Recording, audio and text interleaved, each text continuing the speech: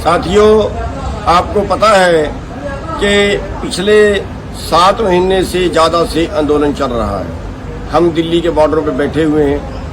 550 किसानों की अब तक शहीदियाँ हो चुकी हैं। कई उतार चढ़ाव आए हैं, बहुत से मुकदमे दर्ज हुए हैं, हज़ारों लोगों के ऊपर मुकदमे दर्ज हो चुके, सैकड़ों लोगों की कुछ चोटें लग चुकी, लाठियाँ भांजी गई, बहुत कुछ झेल रहे हैं, लेकिन अभी तक आपकी बात मानी नहीं गई। संघर्ष कर रहे हो आप लोग। और अब जो है, जो अगला प्लान जो हम लेके चल रहे हैं वो है मिशन उत्तर प्रदेश। मिशन उत्तर प्रदेश क्या है, थोड़ा समझा देना चाहते हैं। 5 सितंबर की एक रैली रखी गई है। उसके बाद वहाँ पे और प्रोग्राम दिए जाएंगे। उसके बाद फरवरी में वहाँ पे चुनाव आएगा। चुनाव में हम बीजेपी को हराएंगे। मिशन उत्तर प्रदेश, चुनाव में बीजेपी को हराएंगे। चलो, मान लिया कि हम हरा देते हैं, क्या उसके हराने से हमारी बात मानी जाएगी? मेरी बात को कोई दूसरी तरह मत लेना कि मैं कोई विरोध कर रहा हूं। बीजेपी को तो हराएंगे ही, मिशन उत्तर प्रदेश तो करेंगे, उससे मैं काट नहीं कर रहा हूं। मेरी बात को थोड़ा समझने की कोशिश करिए, मैं कहां ले जा रहा हूं। बीजेपी को हरा देंगे, बीजेपी की जड़ें उखाड़ देंगे, लेकिन क्या फिर हमारी बात मानी जाएगी? पश्चिमी बंगाल में बीजेपी को हरा दिया तो क्या हमारी बात मानी गई? चलो, हम सोचते हैं कि बीजेपी को बिल्कुल देश से बाहर निकाल देंगे, फिर मानी जाएगी। फिर भी क्या गारंटी है कि मानी जाएगी?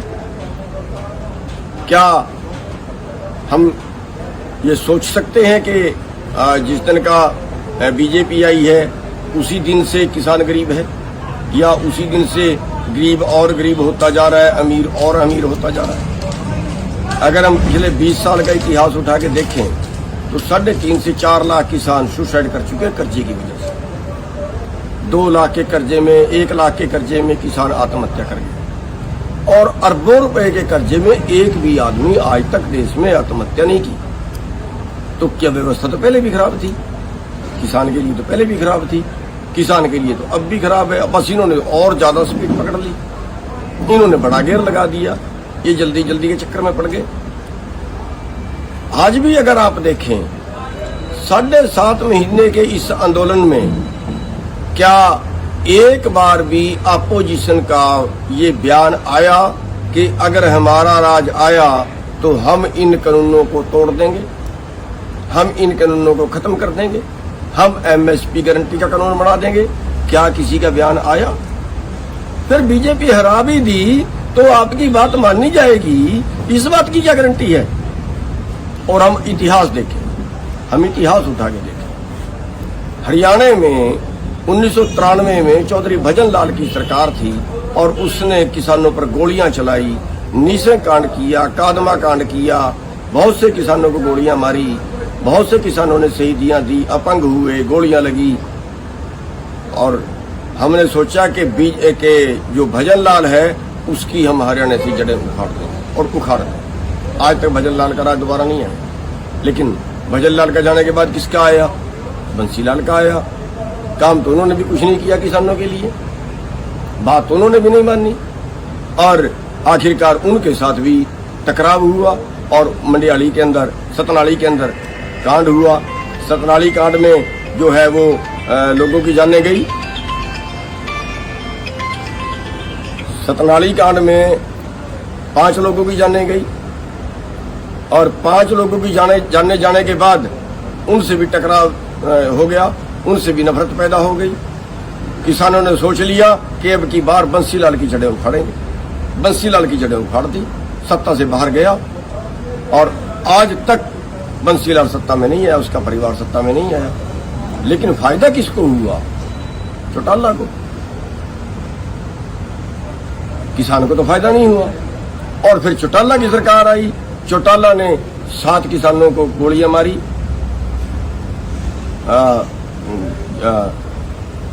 कंडेला में 1600 गोली चली, गुलकनी में 7 किसान मारे गए। ये सब के बाद किसानों की बात नहीं मानी गई, और उसका फायदा किसको हुआ? उसका फायदा हुड्डा को हुआ। तो ऐसे आपने सरकारें तो बदल दी, ये तो कैपेसिटी आप रखते हैं, ये तो बिल्कुल कैपेसिटी रखते हैं। आप बीजेपी की जड़ें उखाड़ दोगे, बिल्कुल उखाड़ दोगे, सच है, कोई इसमें शक वाली बात ही नहीं है। लेकिन अगला आके आपकी बात मानने का ये कौन सी गारंटी है? तो मैं कहना क्या चाहता हूं, मैं कहना यह चाहता हूं कि हमें मिशन उत्तर प्रदेश नहीं, हमें मिशन पंजाब चलाना चाहिए। आज आंदोलन में कौन है? आज आंदोलन में पंजाब और हरियाणा सबसे आगे खड़ा। और हमारी सोच क्या है? हमारी सोच है नेगेटिव, कि इसको रगड़ना है।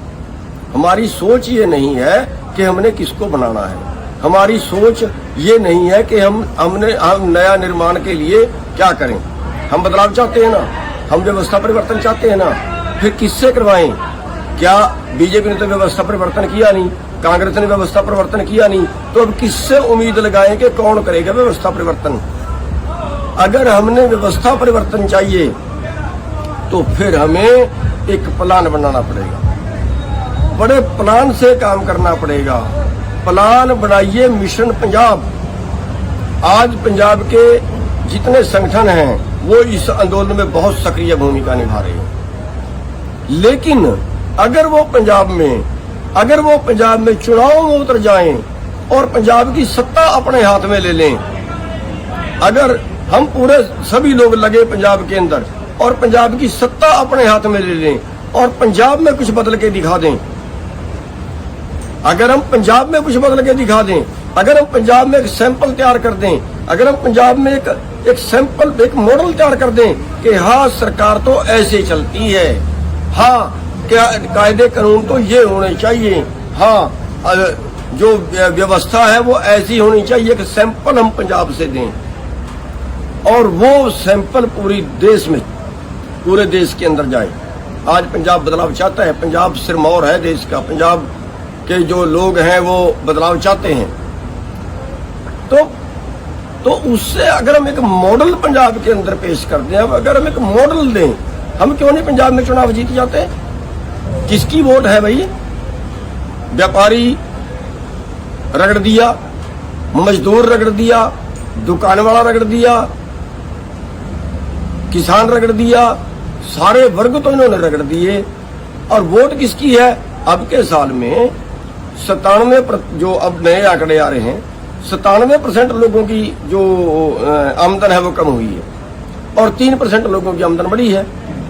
तो वो 97% में तो सारे शहर वाले भी आ गए, शहर वालों की भी कम हो गई, व्यापारियों की, छोटे दुकानदारों की, उनकी भी कम हो गई, किसानों मजदूरों की भी कम हो गई।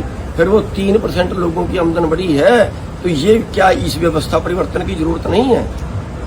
क्या वो 3% लोग, और ये है कि नीचे से कटने शुरू हुए हैं, नीचे से लेके अगर 100 की गिनती है तो निचले वाले 1, 2, 3 से लेके 97 लोगों तक कट चुके। अब 98 का नंबर है, आगे 99 का नंबर है, बस ऊपर वाले चंद लोग ही बचेंगे फिर तो। इसलिए अब व्यवस्था परिवर्तन की जरूरत है और पंजाब चाहता है व्यवस्था परिवर्तन, इसलिए मिशन पंजाब की जरूरत है। मिशन उत्तर प्रदेश तो होगा बीजेपी को हराने के लिए, और मिशन पंजाब चाहिए एक मॉडल पेश करने के लिए, एक उदाहरण पेश करने के लिए, एक सैंपल पेश करने के लिए। और फिर जो अब पंजाब में जिसकी अगर सरकार आए और ये किसानों मजदूरों की सरकार आए और फिर वो करके दिखा दें कुछ, वो मॉडल सारे देश में जाए। इस व्यवस्था की जरूरत है, इस यानी मिशन पंजाब हमने चलाना चाहिए। मिशन उत्तर प्रदेश चलाए हैं बेशक, लेकिन उसकी लेट जरूरत है।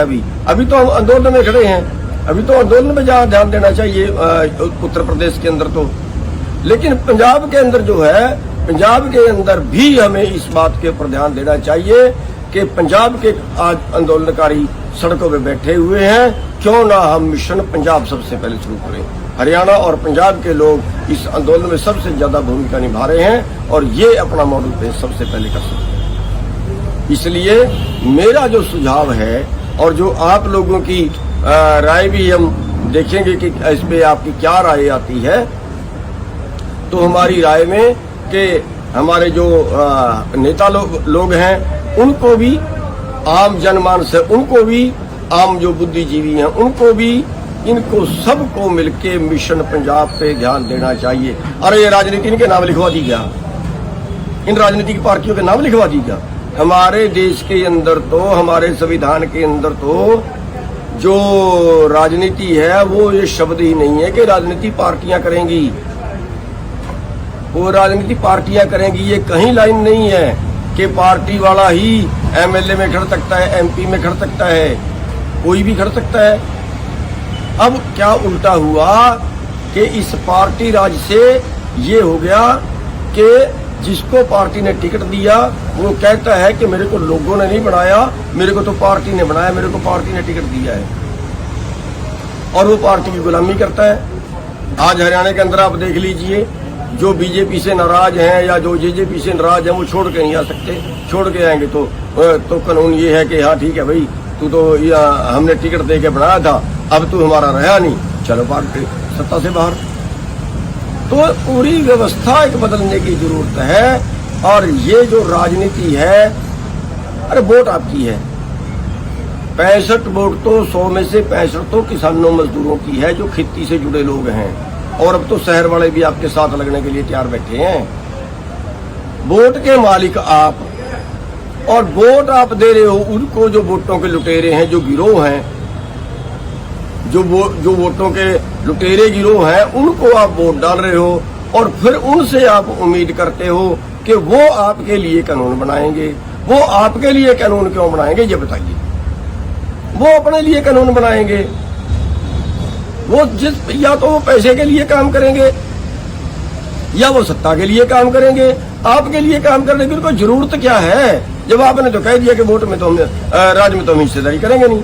अरे चाणक्य ने भी कहा है कि अगर अच्छे लोग राजनीति से बाहर जाएंगे तो बुरे लोग आपके ऊपर शासन करेंगे। और हमारे सामने उदाहरण, अगर हम आज सर छोटूराम को नेता मानते हैं कि सर छोटूराम ने बहुत काम किए हैं किसानों के लिए, मजदूरों के लिए, तो कैसे किए हैं? क्योंकि सत्ता में थे इसलिए किए हैं। आज हम बाबा अम्बेडकर साहब को मानते हैं कि उन्होंने मजदूरों के लिए बहुत काम किए हैं। कैसे किए हैं? सत्ता में थे तो किए हैं।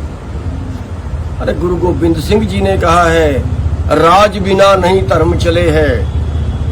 हरमंदिर साहब के अंदर 2 निशान साहब हैं, 2 निशान साहब हैं।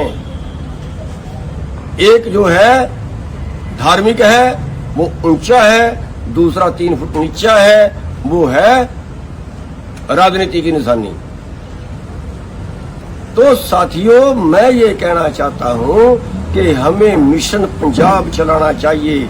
जो हमारे लीडर साहिबान हैं उनसे भी अनुरोध करना चाहता हूं, जो हमारे पंजाब के बुद्धिजीवी हैं उनसे भी अनुरोध करना चाहता हूं, जो हमारे पंजाब की जनता है उनसे भी अनुरोध करना चाहता हूं कि इन सारी राजनीतिक पार्टियों का खेड़ा छोड़ के मिशन पंजाब चलाइए, बदलाव का मिशन।